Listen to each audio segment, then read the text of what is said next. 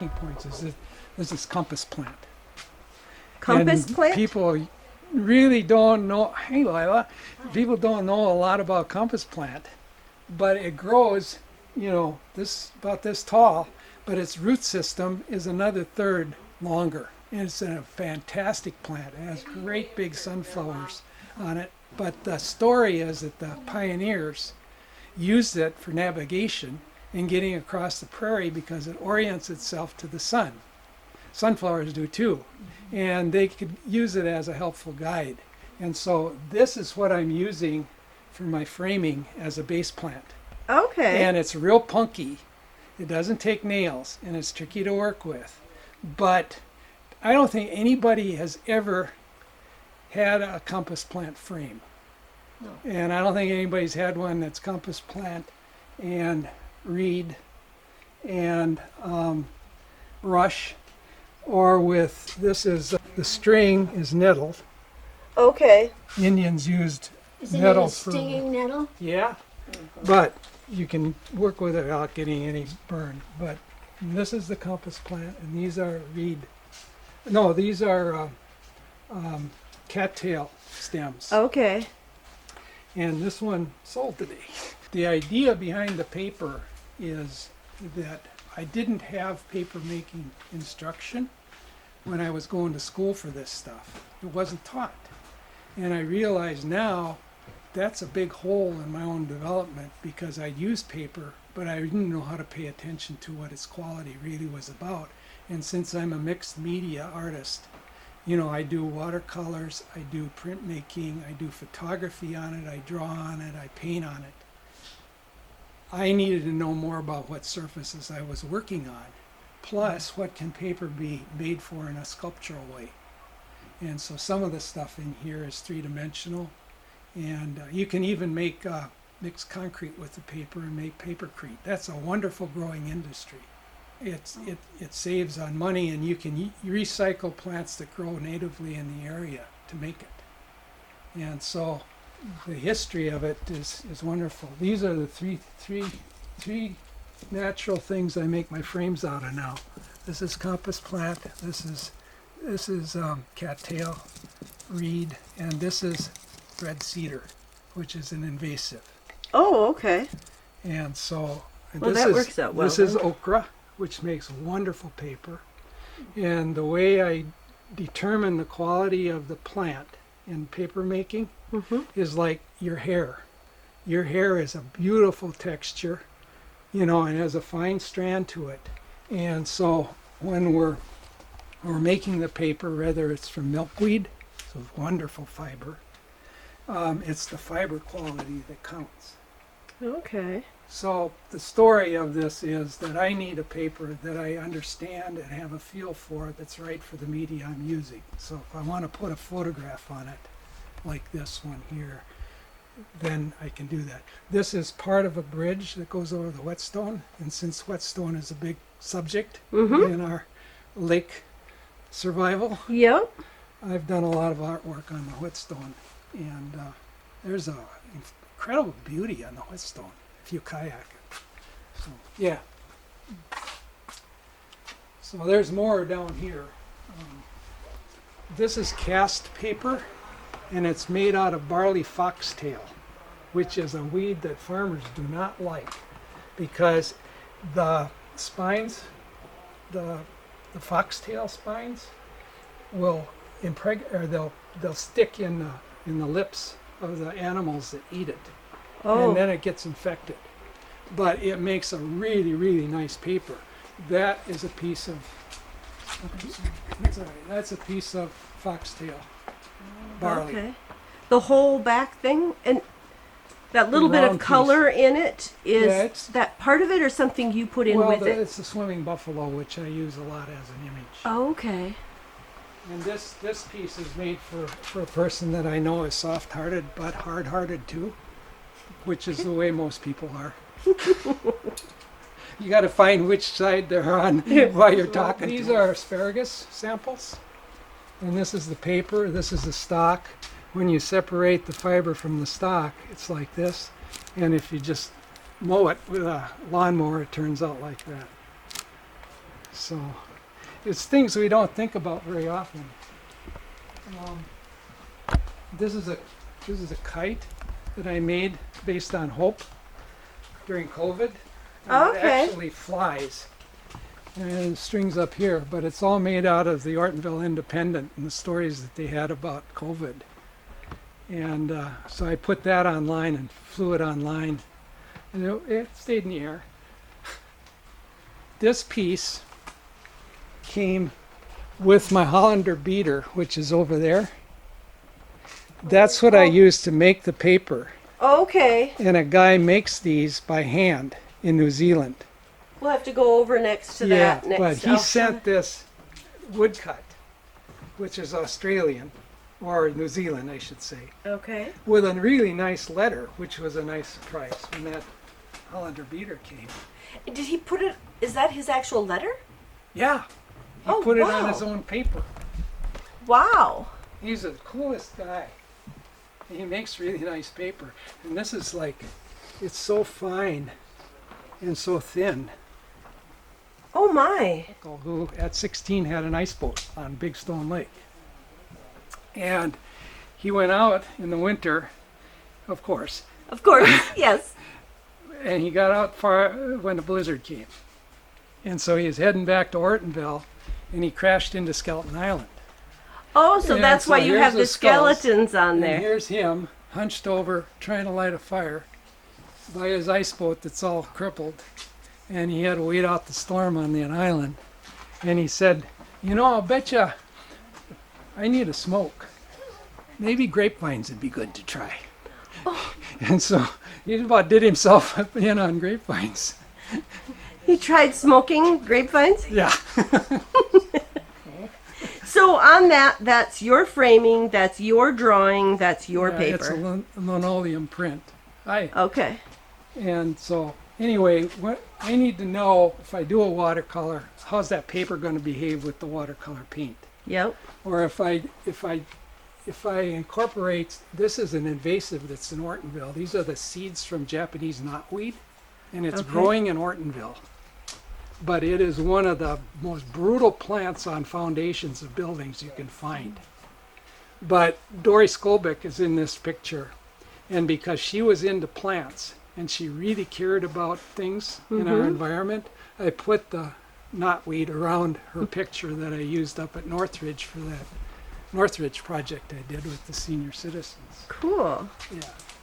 So all of these are part of the Big Stone County story at the refuge.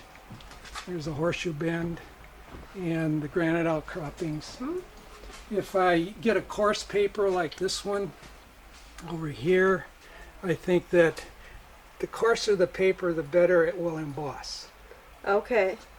This is Bonnie, my wife, in 1976, I think. Okay. And I was doing alternative media then.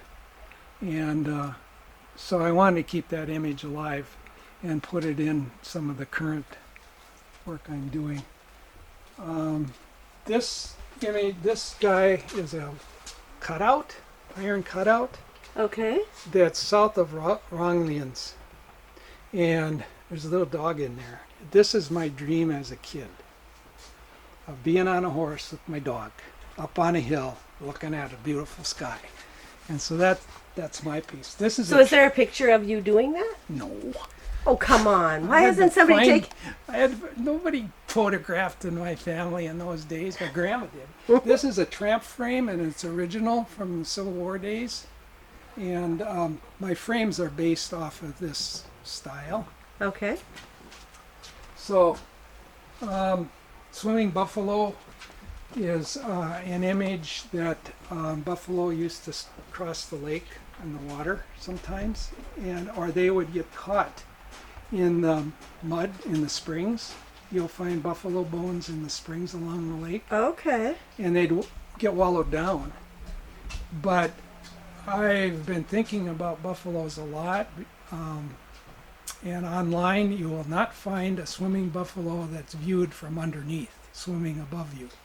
And I thought, that's my idea. I know what that feels like. Having something really big and noisy grunting its way above you, and you're trying to just enjoy what's going on around you in the watery moment. So, yeah, these were done from, we did the Arts Council pickup from litter that was out at the dam. And these are pieces of things that I found that I embedded in the paper from people that were littering. Can you imagine that? So anyway, it's easier to, to not have to swim up the current and just try to climb water as it is to just go through water on a side stroke. You'll agree with that, Vicki. Yes. And you're a good side stroker, right? Yeah. Yeah. And this is a crushed can that I found in a gravel pit. I like to go to gravel pits because you get really neat colors and shapes, and the way the gravel is sorted and piled. But this crushed can was there, so I thought I'm gonna pay attention to that. So. And show me this beater. This is a Hollander beater. This is Okay. a Hollander beater, and this spins around and rubs the, if you look in here, it rubs the fibers. Okay. So it macerates it rather than cuts it. And if you run fibers through like I've got a Ninja beater over here that's really good. But that cuts it, and you don't Okay. get as good a paper. Yeah. And so after the fibers go in here, and it looks like this. This is some that's going to get beaten. This is willow, Okay. and it comes out looking like this. This is blue jeans recycled. Okay. This is cotton bed sheet. Okay. And the steps are kind of complicated, but these are some papers that people came today. This one's already dried, almost. But this is that. So they went through this process right Yeah, I here. give people a chance to make paper while they come here. Okay. If you want to make a piece of paper, you can. So there's a number of steps to get to that point. And Okay. Is this what you stretch it with, or what are these? those are called molds and deckles. And there's two parts. There's two parts. You pull apart. These are homemade. These are also different types of things that you use to capture the fiber out of the bin. And so when I do a workshop, I've got 12 like these. Okay. And so everybody gets one. And then what we do is we just take this and we stir the stuff up. This is actually called stuff. The word stuff comes from paper making. And so the way it works is you go in, you go across, and you shake it. And there you've got your paper. Wow. And you set it over here. And you drip it, drain it, pull the top off, and there you've got the start of the paper, and it goes over here to what we call couching. And couching is essentially drawing some of the water out of the paper before it's pressed in the press. Okay. So we go to the couching table, and this is curved. Actually, this is found object. It was in the apartment upstairs. Why it was there, I'm not sure. But I thought it would make a perfect couching table because of the rounded surface Yeah. is really good. So we put on layers. Hi, thanks for coming. Put on layers. Like this, and plop it on there, sponge it, lift it off, and there's the paper started, and we cover it up. And this one's getting dirty. And more felt. This is blotter paper, Pellon and felt. And go on here on a board. And we put it in the press.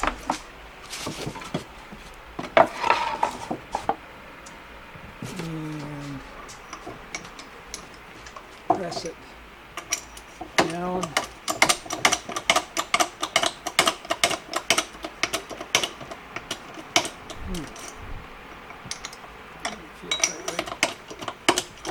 There we go. And this squashes the paper and forces the water out of it. And this being sci art, which means there's a science to the art, Okay.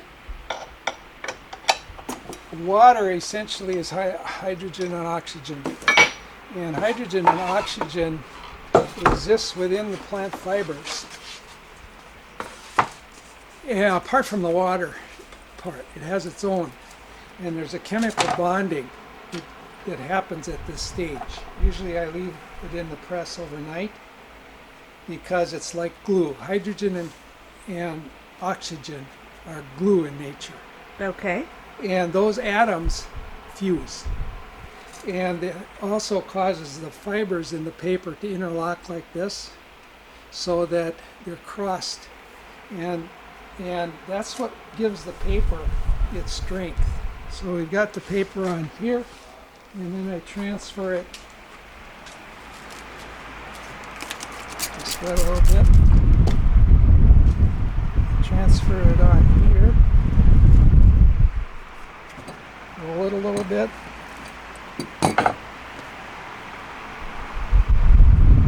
Pull that off. Now we've got some cotton paper with a bit of blue denim in it. And so this will give us a smooth side and a rough side. Okay. So when I use the paper, I want to have a surface that's suitable on this side, which is really smooth. Has a certain rattle. This is called rattle. If I take, well, this has a rattle. Yeah. And that tells me about how soft the paper is. This is pretty soft. Okay. And so cotton is like that. A lot of our weedy paper isn't. This side is rough, which would be really good for pastels, charcoal, Okay. watercolors, if it's sized, which means it has a gelatin coating on it. So it doesn't soak. If I do that, you can see that the water has gone right through it. Right. Sizing prevents that. Okay. So that's another part of the stuff nobody's ever seen before. This holds wet paper after it's cool. sized. That is cool. Yeah. Did you come up with that? No, it's what paper makers make. Okay. You know, I made it, but But you're not going to take credit for inventing it. oh no. In fact, I found people since I made this that have it work a little bit better than mine does. Okay. Yeah. Well, that's that. This is aspen cotton. This is really pretty paper. This paper is a combination of nettles. The tan is nettle, and the white flecks are from Rob Rako's aspen tree. Okay. You know how cottonwood and aspen shed. Yep. And this is not that much different from the cotton that comes from the south. Oh, okay. Yeah, I'm very familiar with the cottonwood. Yeah. So anyway, the fun part of this then is to figure out with the color, you know, this is really cool, but I don't know what to do with it yet, really. I could use it like this and make a jacket like you've got on. A lot of people have made paper clothes. My mom went to prom in a paper dress. Really? Yeah. Yep. And the ancient people did a lot with tree bark to begin with, and they made paper and stuff to print on. And I would be nervous wearing a paper dress. not as many people smoke as they used to. I would be They terrified. did in those days. So, yeah. So anyway, it's all, about having fun. And You really have some nice open workspace here. yeah, You have lots of space. it's ideal for what I need at this point, thanks to Jan Nordic, who owns the building.